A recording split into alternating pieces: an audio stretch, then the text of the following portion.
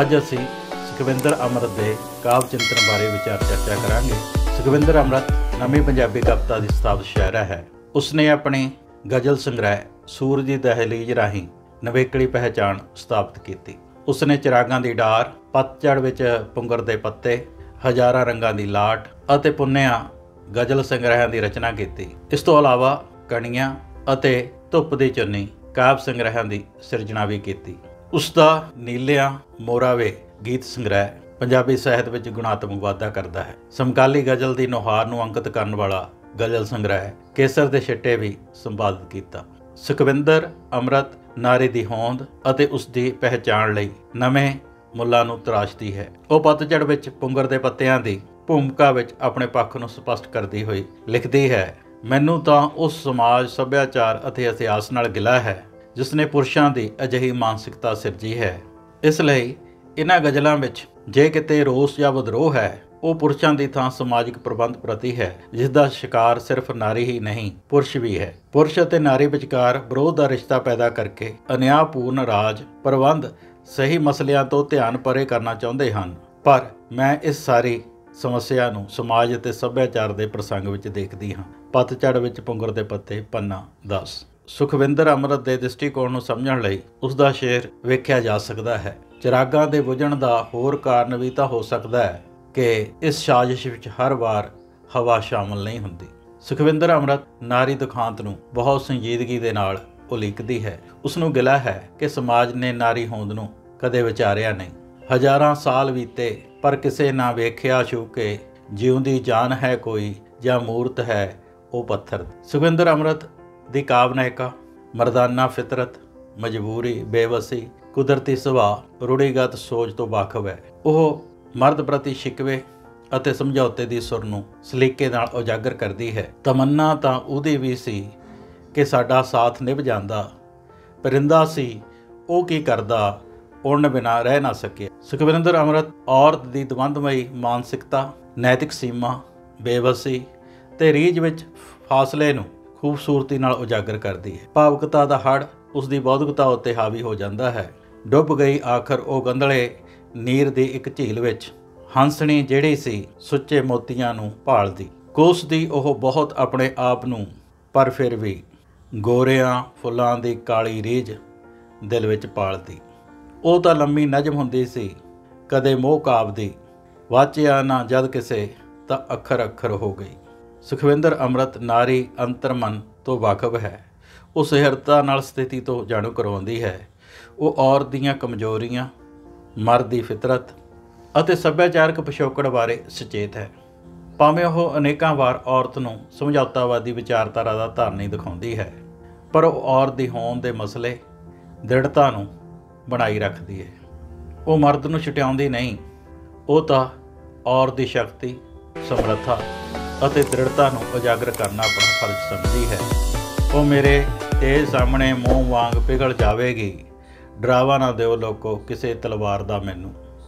ਦੂਜਾ ਸ਼ੇਰ ਹੈ, ਸੁਲਗਦੇ ਸੂਰਜਾਂ ਕੋਲੋਂ ਮੈਂ ਬਚ ਕੇ ਨਿਕਲ ਜਾਵਾਂਗੀ, ਨਹੀਂ ਮੈਂ ਬਰਫ਼ ਦੀ ਟੁਕੜੀ ਕਿ ਪਲ ਵਿੱਚ ਪਿਘਲ ਜਾਵਾਂਗੀ। ਸੁਖਵਿੰਦਰ ਅੰਮ੍ਰਿਤ ਦੀ ਸ਼ਾਇਰੀ ਦਾ ਦੂਸਰਾ ਪਹਿਲੂ ਹੈ ਇਸ਼ਕ ਮਜਾਜੀ। ਉਸ ਦੀਆਂ ਗਜ਼ਲਾਂ, ਗੀਤਾਂ, ਕਵਿਤਾਵਾਂ ਅਤੇ ਟੱਪਿਆਂ ਵਿੱਚ ਮੁਹੱਬਤ ਦੇ ਕੌੜੇ ਮਿੱਠੇ ਅਹਿਸਾਸਾਂ ਦੀ ਤਰਜਮਾਨੀ ਹੋਈ ਹੈ। ਉਹ ਇਸ਼ਕ ਮਜਾਜੀ ਨੂੰ ਇਸ਼ਕ ਹਕੀਕੀ ਤੱਕ ਮਹਿਸੂਸ ਕਰਦੀ ਹੈ। ਮੇਰੇ ਹੱਥ ਦੀ ਹਥੇਲੀ ਨੂੰ ਚੁੰਮਿਆ ਕੀ ਤੂੰ, ਮੈਂ ਪਲਾਂ ਹੀ ਪਲਾਂ ਵਿੱਚ ਖੁਦਾ ਹੋ ਗਈ। ਦੂਸਰਾ ਸ਼ੇਰ ਹੈ, ਕਿਸੇ ਤੀਰਥ 'ਤੇ ਕਿਉਂ ਜਾਵਾਂ ਤੇ ਕਿਉਂ ਪੂਜਾਂ ਮੈਂ ਪੱਥਰਾਂ ਨੂੰ, ਨਹੀਂ ਮਨਜ਼ੂਰ ਵਿਨ ਤੇਰੇ ਕੋਈ ਮੇਰਾ ਖੁਦਾ ਹੋ ਗਈ। ਸੁਖਵਿੰਦਰ ਅੰਮ੍ਰਿਤ ਦੀ ਕਾਵਿ ਨਾਇਕਾ ਨੂੰ ਮੁਹੱਬਤ ਦੇ ਇਸ਼ਾਰਿਆਂ 'ਤੇ ਨੱਚਦਿਆਂ ਗੁਲਾਮੀ ਦਾ ਖਿਆਲ ਤੱਕ ਨਹੀਂ ਆਉਂਦਾ। ਮੁਹੱਬਤ ਦੀ ਜੰਜੀਰ ਵਿੱਚ ਜਕੜੀ ਨੂੰ ਨਾਰੀ ਗੁਲਾਮੀ ਅਤੇ ਨਾਰੀ ਸੁਤੰਤਰ ਹੋਣ ਦਾ ਅਹਿਸਾਸ ਤੱਕ ਨਹੀਂ ਹੁੰਦਾ ਅਤੇ ਹਰ ਆਜ਼ਾਦੀ ਪੈਰਾਂ ਵਿੱਚ ਦਿਸਦੀ ਹੈ। ਉਹ ਰੁਕਮਣੀ, ਯਸ਼ੋਧਰਾ ਅਤੇ ਸਕੁੰਤਲਾ ਬਣ ਕੇ ਜਿਉਣ ਨਾਲੋਂ ਸੋਹਣੀ, ਸੁੰਦਰਾਂ ਅਤੇ ਹੀਰ ਬਣ ਕੇ ਮਰ ਜਾਣਾ ਲੋਚਦੀ ਹੈ। ਲੇਕਿਨ ਉਸ ਨੂੰ ਗਿਲਾ ਹੈ ਕਿ ਉਸ ਦਾ ਮਹਿਬੂਬ ਬੇਪਰਵਾਹ ਹੈ। ਉਹ ਉਸ ਦੀ ਸਹਿਰਦਤਾ, ਭਾਵੁਕਤਾ, ਵੇਦਨਾ ਅਤੇ ਰੂਹਾਨੀ ਮੁਹੱਬਤ ਨੂੰ ਸਮਝਦਾ ਨਹੀਂ ਹੈ। ਉਹ ਰੂਹ ਦੇ ਰਿਸ਼ਤੇ ਨੂੰ ਜਿਸਮਾਂ ਤੱਕ ਸੀਮਤ ਸਮਝਦਾ ਹੈ। ਸੁਖਵਿੰਦਰ ਅੰਮ੍ਰਿਤ ਦੀ ਨਾਇਕਾ ਇਹਨਾਂ ਅਹਿਸਾਸਾਂ ਨੂੰ ਇਉਂ ਸ਼ਬਦ ਪ੍ਰਦਾਨ ਕਰਦੀ ਹੈ। ਉਹ ਤਾਂ ਲੰਮੀ ਨਜ਼ਮ ਹੁੰਦੀ ਸੀ ਕਦੇ ਮੋਹ ਕਾਵ ਦੀ, ਬਾਚਿਆ ਨਾ ਜਦ ਕਿਸੇ ਤਾਂ ਅੱਖਰ ਅੱਖਰ ਹੋ ਗਈ। ਮੈਨੂੰ ਐਨੀ ਮੁਹੱਬਤ ਕੌਣ ਕਰੇ, ਮੇਰਾ ਅਥਰੂ ਲਾਵੇ ਹੋਠਾਂ ਨੂੰ, ਮੇਰੇ ਹੌਂਕੇ ਦਾ ਸੇਕ ਜਰੇ। ਅਗਲਾ ਸ਼ੇਰ ਹੈ, ਐ ਦਿਲਾ ਵਿਸ਼ਵਾਸ ਨਾ ਕਰ, ਤੂੰ ਕਿਸੇ ਦੀ ਪ੍ਰੀਤ ਦਾ, ਇਸ ਜ਼ਮਾਨੇ ਵਿੱਚ ਮੁਹੱਬਤ ਤਨ ਦਾ ਵਸਤਰ ਹੋ ਗਈ। ਸੁਖਵਿੰਦਰ ਅੰਮ੍ਰਿਤ ਦੀ ਸਮੁੱਚੀ ਕਵਿਤਾ ਵਿੱਚ ਬਿਰਹਾਂ ਦੀ ਪੀੜਾ ਤੇ ਉਦਾਸੀ ਆਮ ਵੇਖੀ ਜਾ ਸਕਦੀ ਹੈ। ਬਿਰਹਾਂ ਦੀ ਕਸਕ ਵੀ ਉਸਦੇ ਕਾਵਿ ਸਿਰਜਣਾ ਦੀ ਪ੍ਰੇਰਨਾ ਸਰੋਤ ਮਹਿਸੂਸ ਹੁੰਦੀ ਹੈ। ਉਹ ਸਵੈ ਦੀ ਵੇਦਨਾ ਨੂੰ ਵਿਅਕਤ ਕਰਦੀ ਹੋਈ ਮੁਹੱਬਤ ਦੀ ਵੇਦਨਾ ਤੱਕ ਲੈ ਜਾਂਦੀ ਹੈ। ਉਸ ਦੀ ਸੰਵੇਦਨਸ਼ੀਲਤਾ ਸ਼ਬਦਾਂ ਦਾ ਲੈਬੱਧ ਪ੍ਰਬੰਧ ਬਣ ਜਾਂਦੀ ਹੈ। ਬਿਰਹਾਂ ਦੀ ਤੜਫ ਦਾ ਅਹਿਸਾਸ ਉਸਦੀ ਕਾਵਿ ਨਾਇਕਾ ਨੂੰ ਇਹ ਕਹਿਣ ਲਈ ਮਜਬੂਰ ਕਰ ਦਿੰਦਾ ਹੈ, ਮੈਨੂੰ ਦਿਲ ਦੀ ਲਹਿਰ ਵਿੱਚ ਡੋਬ ਲੈ, ਜੇ ਕਟਾਰ ਹੈ ਤਾਂ ਵੀ ਖੋਬ ਲੈ, ਮੈਥੋਂ ਝੱਲ ਨਹੀਂ ਹੁੰਦੀਆਂ ਦੂਰੀਆਂ, ਤੇਰੇ ਵਸਲ ਨੂੰ ਮੈਂ ਬੇਤਾਬ ਹਾਂ। ਅਗਲਾ ਸ਼ੇਰ ਹੈ, ਮੈਂ ਤੇਰੇ ਹਿਜਰ ਵਿੱਚ ਤੜਫੀ ਹਾਂ ਖਬਰੇ ਕਿੰਨੀ ਉਮਰਾਂ, ਜਰਾ ਹੋ ਲੈਣ ਦੇ ਮੱਠਾ ਇਹ ਦਿਲ ਦਾ ਗਮ ਚਲਾ ਜਾਵੀਂ। ਸੁਖਵਿੰਦਰ ਅੰਮ੍ਰਿਤ ਨੇ ਨਾਰੀ ਅਨੁਭਵ ਅਤੇ ਪਿਆਰ ਕਵਿਤਾ ਤੋਂ ਇਲਾਵਾ ਸਮਕਾਲੀ ਸਰੋਕਾਰਾਂ ਨੂੰ ਵੀ ਬਾਖੂਬੀ ਪੇਸ਼ ਕੀਤਾ ਹੈ। ਉਹ ਮੰਡੀ ਦੇ ਖਪਤ ਕਲਚਰ ਵਿੱਚ ਮਨੁੱਖ ਦੇ ਅਸਤਿਤਵ ਨੂੰ ਪੈਦਾ ਹੋ ਰਹੇ ਖਤਰੇ ਤੋਂ ਸੁਚੇਤ ਕਰਦੀ ਹੈ। ਆਦਮੀ ਦੇ ਵਾਸਤੇ ਰੋਟੀ ਵਿਕੇ ਬਾਜ਼ਾਰ ਵਿੱਚ, ਰੋਟੀ ਖਾਤਰ ਆਦਮੀ ਹਰ ਮੋੜ 'ਤੇ ਵਿਕਦਾ ਮਿਲੇ। ਸੁਖਵਿੰਦਰ ਅੰਮ੍ਰਿਤ ਨੇ ਨੀਲਿਆਂ ਮੋਰਾਂ ਵੇ ਗੀਤ ਸੰਗ੍ਰਹਿ ਦੇ ਮੇਰਾ ਕਿੱਥੇ ਗਿਆ ਪੰਜਾਬ ਗੀਤ ਵਿੱਚ ਪੰਜਾਬ ਦੀਆਂ ਲਗਭਗ ਸਮੁੱਚੀਆਂ ਸਮੱਸਿਆਵਾਂ ਨੂੰ ਅੰਕਿਤ ਕੀਤਾ ਹੈ। ਰੁੱਖਾਂ ਦੀ ਕਟਾਈ, ਪੰਛੀਆਂ ਦਾ ਉਜਾੜਾ, ਪ੍ਰਦੂਸ਼ਣ ਦੀ ਹਨੇਰੀ, ਨੌਜਵਾਨਾਂ ਵਿੱਚ ਪ੍ਰਵਾਸ ਦੀ ਮਜਬੂਰੀ, ਸਿਹਤਹੀਣ ਜਵਾਨੀ, ਅੰਨਦਾਤਾ ਦੀ ਦਿਸ਼ਾਹੀਣਤਾ, ਨਸ਼ੇ ਦਾ ਵਪਾਰ, ਔਰਤ ਦੀ ਦੁਰਦਸ਼ਾ, ਕੂੜ ਰਾਜਨੀਤੀ ਦਾ ਰਾਜ, ਸੱਚ ਨੂੰ ਫਾਂਸੀ ਆਦਿ ਅਨੇਕਾਂ ਨੁਕਤਿਆਂ ਨੂੰ ਇੱਕ ਗੀਤ ਵਿੱਚ ਸੰਗ੍ਰਹਿਤ ਕਰਕੇ ਪਾਠਕਾਂ ਨੂੰ ਚਿੰਤਾ ਤੋਂ ਚਿੰਤਨ ਕਰਨ ਦਾ ਸਫ਼ਰ ਕਰਨ ਲਈ ਪ੍ਰੇਰਿਆ ਹੈ। ਸੁਖਵਿੰਦਰ ਅੰਮ੍ਰਿਤ ਪੰਜਾਬ ਦੀਆਂ ਸਮਕਾਲੀ ਪ੍ਰਸਥਿਤੀਆਂ ਬਾਰੇ ਚਿੰਤਤ ਹੈ। ਉਹ ਪੰਜਾਬ, ਪੰਜਾਬੀ ਅਤੇ ਪੰਜਾਬੀਅਤ ਦੀ ਸੁੱਖ ਲੋੜਦੀ ਹੈ। ਉਹ ਆਪਣੀ ਮਾਤ ਭਾਸ਼ਾ ਨੂੰ ਅਥਾਹ ਮੁਹੱਬਤ ਕਰਦੀ ਹੈ। ਹੇ ਮੇਰੀ ਮਾਤ ਬੋਲੀ ਗੀਤ ਵਿੱਚ ਪੰਜਾਬੀ ਜ਼ਬਾਨ ਦੀ ਭਰਪੂਰ ਸ਼ਲਾਘਾ ਕਰਦੀ ਹੈ। ਭਾਵੇਂ ਉਹ ਇਸ਼ਕ ਮਜਾਜੀ ਦੀ ਵਧੇਰੀ ਗੱਲ ਕਰਦੀ ਹੈ, ਪਰ ਉਹ ਬ੍ਰਹਿਮੰਡੀ ਗਿਆਨ ਦੇ ਸਰੋਤ ਸ੍ਰੀ ਗੁਰੂ ਗ੍ਰੰਥ ਸਾਹਿਬ ਦੀ ਮਹਿਮਾ ਕਿਤੇ ਬਿਨਾਂ ਨਹੀਂ ਰਹਿ ਸਕਦੀ। ਸਾਂਝੀਵਾਲਤਾ ਦੇ ਸੰਦੇਸ਼ ਦਿੰਦੀ ਗੁਰਬਾਣੀ ਨੂੰ ਵਡਿਆਉਣ ਵਿੱਚ ਆਪਣਾ ਮਾਣ ਸਮਝਦੀ ਹੈ। ਸੁਖਵਿੰਦਰ ਅੰਮ੍ਰਿਤ ਪਾਠਕ ਨੂੰ ਅੰਧ ਵਿਸ਼ਵਾਸਾਂ, ਕਿਸਮਤਵਾਦ ਅਤੇ ਅਡੰਬਰੀ ਰੀਤਾਂ ਤੋਂ ਬਚਣ ਦਾ ਸੰਦੇਸ਼ ਦਿੰਦੀ ਹੈ। ਉਹ ਸ਼ੇਰੇ ਪੰਜਾਬ ਮਹਾਰਾਜਾ ਰਣਜੀਤ ਸਿੰਘ ਦੀ ਉਸਤਤ ਵਿੱਚ ਗਾਥਾ ਮਹਾਰਾਜਾ ਰਣਜੀਤ ਸਿੰਘ ਗੀਤ ਲਿਖ ਕੇ ਮਹਾਰਾਜਾ ਰਣਜੀਤ ਸਿੰਘ ਦੀ ਸ਼ਖਸੀਅਤ ਦੀ ਅਹਿਮ ਵਿਲੱਖਣਤਾ ਉਜਾਗਰ ਕਰਦੀ ਹੈ। ਸੁਖਵਿੰਦਰ ਅੰਮ੍ਰਿਤ ਦੀ ਸਿਰਜਣਾ ਪ੍ਰਕਿਰਿਆ ਦੇ ਅਹਿਮ ਪਹਿਲੂਆਂ ਬਾਰੇ ਵੀ ਇੱਥੇ ਵਿਚਾਰ ਕਰਨੀ ਜ਼ਰੂਰੀ ਹੈ। ਉਸ ਦਾ ਰਚਨਾ ਮਨੋਰਥ ਕੀ ਹੈ, ਉਹ ਕਵਿਤਾ ਨੂੰ ਕਿਵੇਂ ਪਰਿਭਾਸ਼ਿਤ ਕਰਦੀ ਹੈ, ਇਸ ਬਾਰੇ ਚਰਚਾ ਕਰਨ ਤੋਂ ਪਹਿਲਾਂ ਧੁੱਪ ਦੀ ਚੁੰਨੀ ਦੀ ਇੱਕ ਆਦਿਕਾ ਵੇਖਣਾ ਅਤੇ ਜ਼ਰੂਰੀ ਹੈ। ਕਵਿਤਾ ਸੱਭਿਅਤਾ ਦੀ ਬਿਲਗਣ 'ਚੋਂ ਕੁਦਰਤ ਦੀ ਵਿਸ਼ਾਲਤਾ ਵੱਲ ਝਾਕਦੀ ਹੋਈ ਹਸਰਤ, ਕਵਿਤਾ ਮੁਹੱਬਤ ਤੇ ਸੁਤੰਤਰਤਾ ਲਈ ਤਾਂਘਦਾ ਹੋਇਆ ਹਿਰਦਾ ਹੈ।